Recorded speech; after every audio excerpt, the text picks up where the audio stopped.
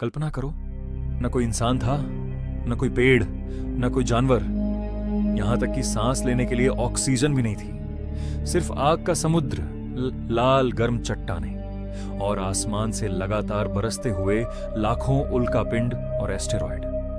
लेकिन सोचने वाली बात यह है, अगर उस समय ये विनाशकारी पत्थर धरती पर नहीं गिरते तो शायद आज तुम ये वीडियो भी नहीं देख रहे होते। आखिर कैसे अंतरिक्ष से आए पत्थरों ने धरती पर पानी पहुंचाया? जीवन की शुरुआत कैसे हुई? डायनासोर कैसे पूरी धरती पर छा गए? और फिर एक ही दिन में उनका अंत कैसे हो गया? आज हम 4.5 अरब साल की पूरी कहानी सिर्फ कुछ मिनटों में जानेंगे। पार्ट 1, धरती की शुरुआत करीब 4.54 अरब साल पहले। हमारा सौरमंडल गैस और धूल के विशाल बादल से बना। धीरे धीरे छोटे छोटे पत्थर आपस में टकराते गए और उनकी टक्करों से एक विशाल ग्रह बना जिसे आज हम पृथ्वी कहते हैं। लेकिन उस समय की पृथ्वी आज जैसी नहीं थी। उसकी पूरी सतह पिघले हुए लावे से भरी हुई थी। तापमान हजारों डिग्री था, आसमान काला था और लगातार अंतरिक्ष से एस्टेरॉयड बरस रहे थे। वैज्ञानिकों का मानना है कि इन एस्टेरॉयड में पानी और जीवन के लिए जरूरी कार्बन जैसे कई रासायनिक तत्व मौजूद थे। धीरे धीरे पृथ्वी ठंडी होने लगी, भाप बादलों में बदली और लाखों वर्षों तक लगातार बारिश होती रही। यही बारिश आगे चलकर महासागर बनी। अब पहली बार पृथ्वी पर तरल पानी मौजूद था और यहीं से शुरू हुई सबसे बड़ी कहानी, जीवन की कहानी। पार्ट 2, पहला जीवन। करीब 3.8 अरब साल पहले समुद्र के अंदर मौजूद रसायनों ने मिलकर पहली जीवित कोशिका बनाई। न आंख, न दिमाग, सिर्फ एक छोटी सी कोशिका। लेकिन यही छोटी सी कोशिका आज धरती के हर जीव की सबसे पहली पूर्वज मानी जाती है। करोड़ों वर्षों तक ये सूक्ष्म जीव बढ़ते रहे। फिर कुछ जीवों ने सूर्य की रोशनी से ऊर्जा बनानी शुरू की। इसी प्रक्रिया से पहली बार ऑक्सीजन बनने लगा। धीरे धीरे पृथ्वी का वातावरण बदल गया और अब बड़े जीवों के पैदा होने का रास्ता खुल चुका था। पार्ट 3, डायनासोर का स्वर्ण युग। धीरे धीरे करोड़ों वर्षों तक जीवन विकसित होता गया। सबसे पहले समुद्र में रहने वाले जीव बने, फिर कुछ जीवों ने जमीन पर कदम रखा और समय के साथ ऐसे जीव विकसित हुए जिन्हें आज हम डायनासोर के नाम से जानते हैं। करीब 23 करोड़ साल पहले डायनासोर पृथ्वी पर आए। उस समय पूरी धरती पर उन्हीं का राज था। कुछ डायनासोर मुर्गी जितने छोटे थे तो कुछ 10 मंजिला इमारत जितने ऊंचे। कुछ बहुत तेज दौड़ते थे, कुछ उड़ सकते थे और कुछ समुद्र में रहते थे।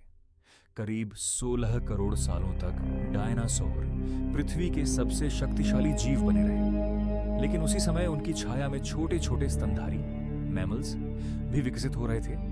वे छोटे थे, कमजोर थे और ज्यादातर रात में बाहर निकलते थे ताकि डायनासोर उनका शिकार न कर सके। उन्हें बिल्कुल भी अंदाजा नहीं था कि एक दिन पूरी दुनिया बदलने वाली है। करीब 6 करोड़ 60 लाख साल पहले अंतरिक्ष से लगभग 10 किलोमीटर चौड़ा एक विशाल एस्टेरॉयड पृथ्वी की ओर बढ़ रहा था। उसकी गति इतनी तेज थी कि कोई भी जीव उसे रोक नहीं सकता था। और फिर एक भयानक टक्कर हुई, इतनी शक्तिशाली कि करोड़ों परमाणु बमों जितनी ऊर्जा एक ही पल में निकल गई। आसमान धूल और धुएं से भर गया। सूरज की रोशनी महीनों तक धरती तक नहीं पहुंच सकी। पेड़ पौधे मरने लगे, खाने की पूरी श्रृंखला टूट गई और देखते ही देखते लगभग 75% जीव जंतु, जिनमें ज्यादातर डायनासोर भी शामिल थे, हमेशा के लिए पृथ्वी से समाप्त हो गए। लेकिन कुछ छोटे स्तनधारी जीव बच गए और यहीं से शुरू हुआ एक नए युग का जन्म। पार्ट 4, मैमल से इंसान तक का सफर। डायनासोर के खत्म होने के बाद धरती पर एक नया युग शुरू हुआ। अब जंगल खाली थे और छोटे छोटे स्तनधारियों मैमल्स को फैलने का मौका मिल गया।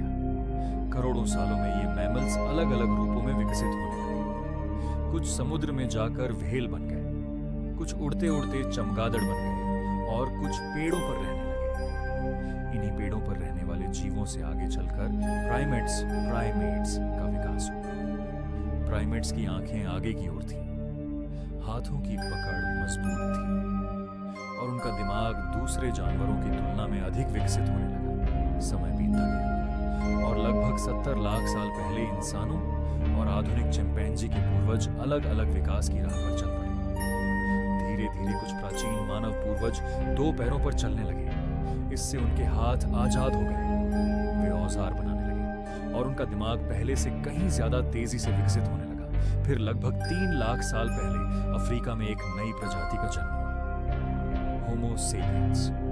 होमो सेपियंस, यही हम हैं, आधुनिक इंसान। होमो सेपियंस ने आग का उपयोग करना सीखा, बेहतर औजार बनाए, भाषा विकसित की और मिलकर बड़े समूहों में रहना शुरू किया। करीब 60 से 70 हजार साल पहले कुछ होमो सेपियंस अफ्रीका से बाहर निकले। धीरे धीरे वे एशिया पहुंचे, फिर यूरोप, ऑस्ट्रेलिया और अंत में हजारों साल बाद अमेरिका तक फैल गए। हर जगह उन्होंने अलग अलग मौसम के अनुसार खुद को ढाला, खेती सीखी, शहर बसाए, सभ्यताएं बनाई और आज लगभग 8 अरब इंसान इसी धरती पर रह रहे हैं। सोचो, जिस कहानी की शुरुआत अंतरिक्ष से गिरते पत्थरों और एक छोटी सी कोशिका से हुई थी, वही कहानी आज तुम्हारे और मेरे रूप में यहां तक पहुंच चुकी है। और शायद मानव विकास की यह कहानी अभी खत्म नहीं हुई है, यह अभी भी जारी है।